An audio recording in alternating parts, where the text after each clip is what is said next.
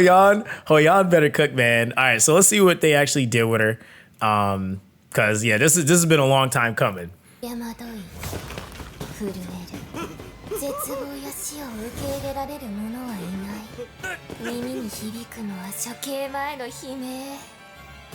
Okay, with the Requiem music.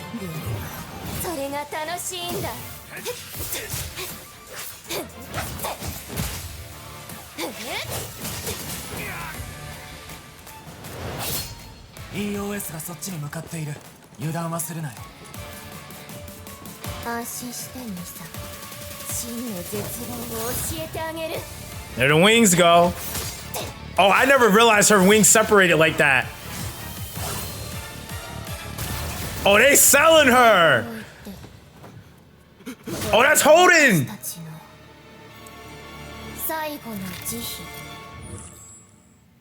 No way we don't get to see any skills. That's all we get? That's it?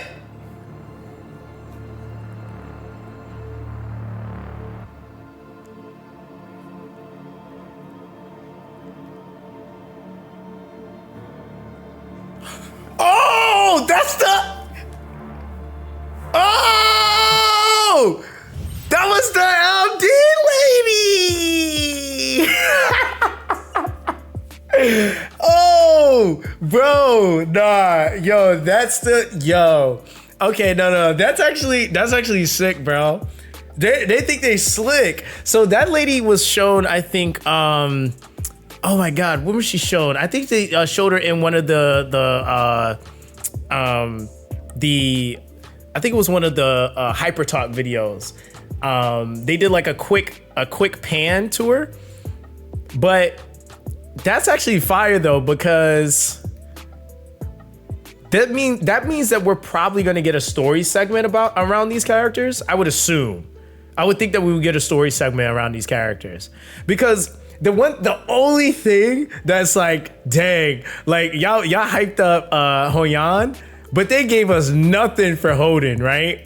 Except for this weird turn pan and him smirking. Like, he looks okay. But here's the thing, right? I'm gonna speculate on a couple of different things here, right? Because I almost have this feeling that he's gonna have, like, something's gonna happen with the tattoos on his body, because that just is such a weird, like, that's just a weird descriptive thing for him to have. Like, it's like hands wrapped around. So I'm almost certain he does something like Grim Reaper type thing. Like, it gotta be something like that. Like, I don't know, man. And then he can't see.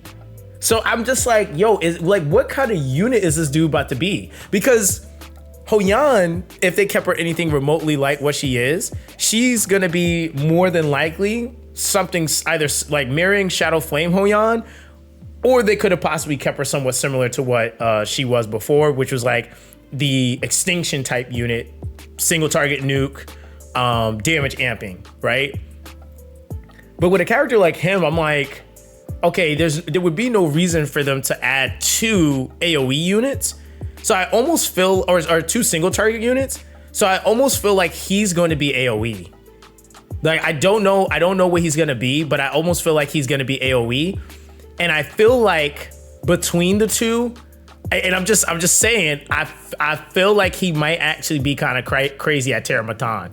Like, I low-key feel like he might be, because he looks like insane. And it's kind of cool too that they like I said, this whole wing separation crap that they did with her, I wasn't expecting that. I didn't even know she did that. But it's like they really are doing like no drip marketing for him yet. And I feel like he's gonna be crazy. You say, is he gonna be a SR? I think he was supposed to, correct me if I'm wrong, chat. I think from what we've seen, I think he was an SSR. I think he's an SSR. And so that's what we don't know yet, is if the banners are gonna be double like SSRs, or 2 banners up at the same time. So we have zero idea. And I'm going, again, with this lady here, right? This lady right here is for sure a LD, 1000%. Like that is a LD. And the thing is though, I don't know if that's going to be our next rate up LD banner. And this means that we now are going to have, before the meta's even really like gone anywhere, we're going to have 3 new units coming into the game that can actually like completely change the infrastructure of what we got going. So these could literally be units that come in and like they flip PvP or they flip PvE. We have zero idea. And I will say, if we're talking about anything that was relevant to like old Hoyan, she was meta defining. Like she just was. So I don't know. It's like I don't know what these other characters are gonna be like, because they were literally meta defining. So yeah, I would say personally, if you like, and this is why I started saving, right? Like, because I was like, dude, like, I don't know.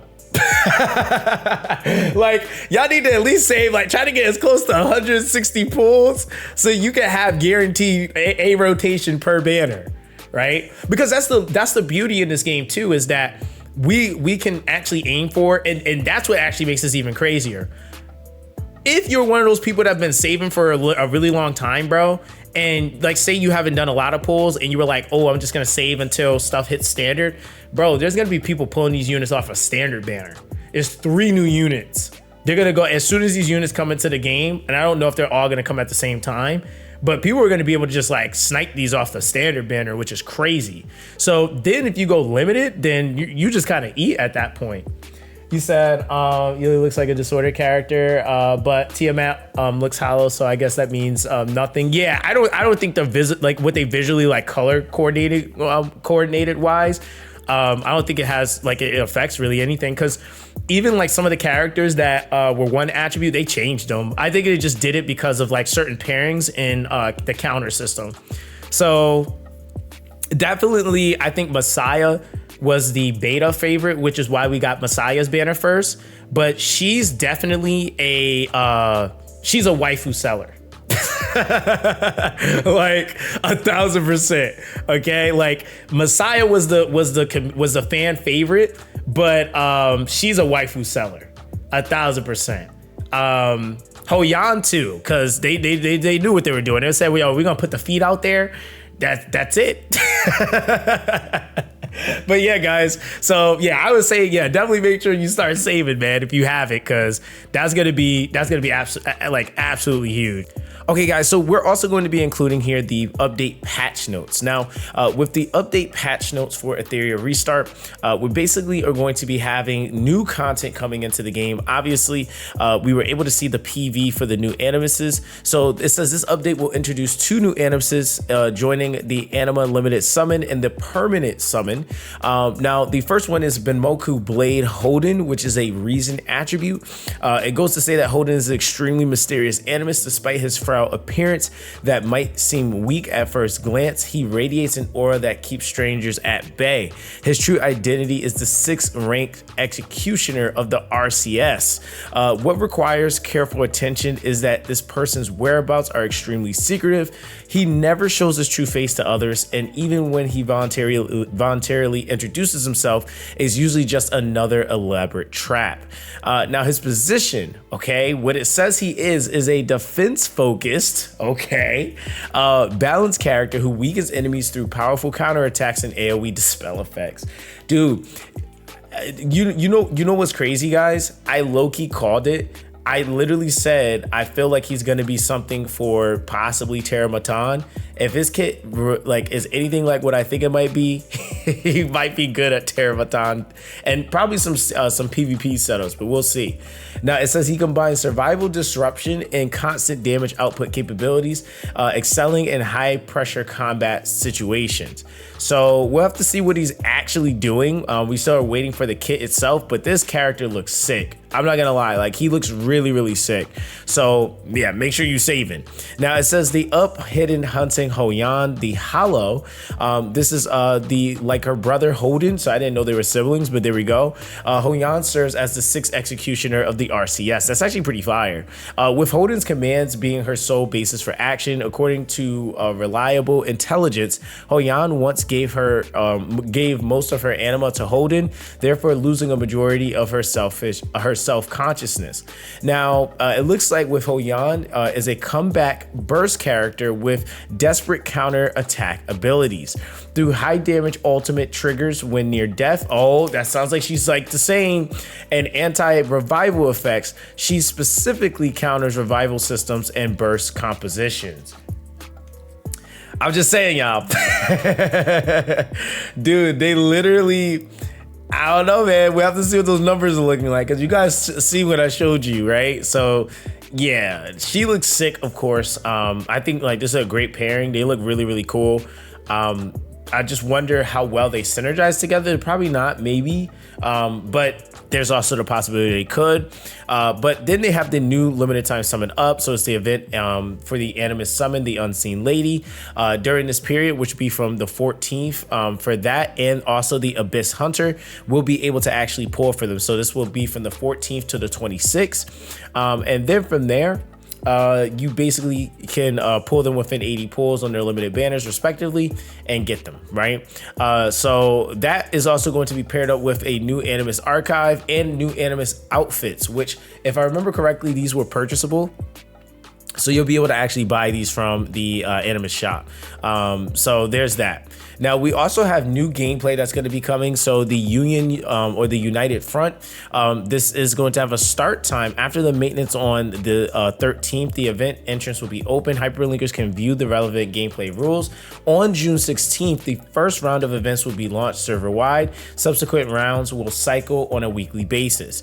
Now United Front is the GVG gameplay where Union hyperlinkers participate together in joint simulation combat using Union as a core unit.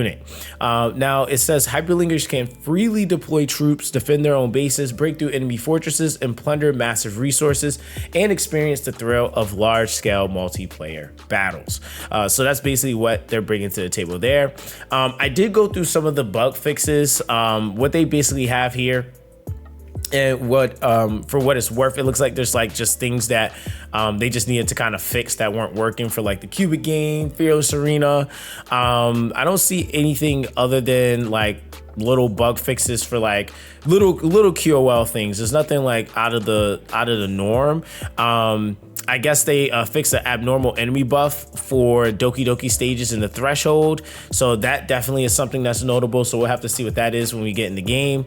And yeah, that's basically that. So optimizations and adjustments was another thing as well that I took a look at. And it's just overall game stability, some of the live 2D arts, things of that nature. But that's basically that, right? So that's what we got currently for the patch notes. Like I said before, like I told a lot of you guys, I'm still waiting for a response from somebody on, you know, the stuff going on with like the Shadow Sania, with the Aurora.